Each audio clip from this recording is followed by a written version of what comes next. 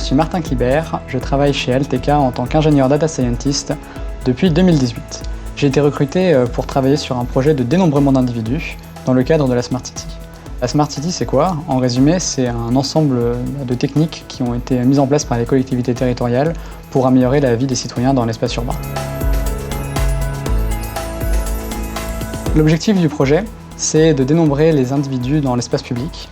L'intérêt premier, c'est en termes de sécurité. Ça permet de savoir en temps réel le nombre d'individus dans un espace public, notamment dans une gare ou sur une place publique, et du coup d'optimiser le nombre d'agents de sécurité nécessaires à son bon fonctionnement.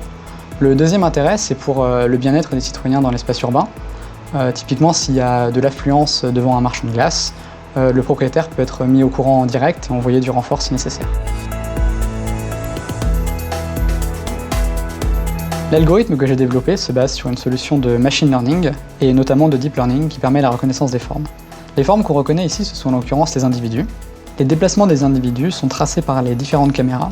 Chaque caméra compte les entrées et sorties des individus et ensuite le résultat est centralisé pour avoir le nombre exact de personnes dans le lieu observé. Cette technologie peut en fait reconnaître d'autres formes, par exemple des colis ou des valises, et ainsi dans les gares et les aéroports on peut facilement détecter les colis suspects ou abandonnés. Le point crucial de l'algorithme, c'est d'avoir la meilleure fiabilité de comptage possible tout en maintenant l'anonymat des individus. Cette technologie permet de dénombrer les individus sans les identifier et ainsi de respecter cette contrainte de l'anonymat.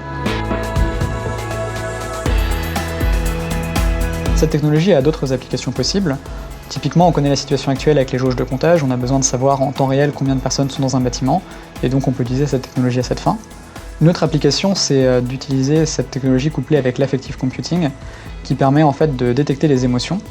Par exemple, dans un commerce, on va pouvoir mesurer la satisfaction des personnes et ainsi adapter le lieu en utilisant ces résultats pour maximiser la satisfaction des clients.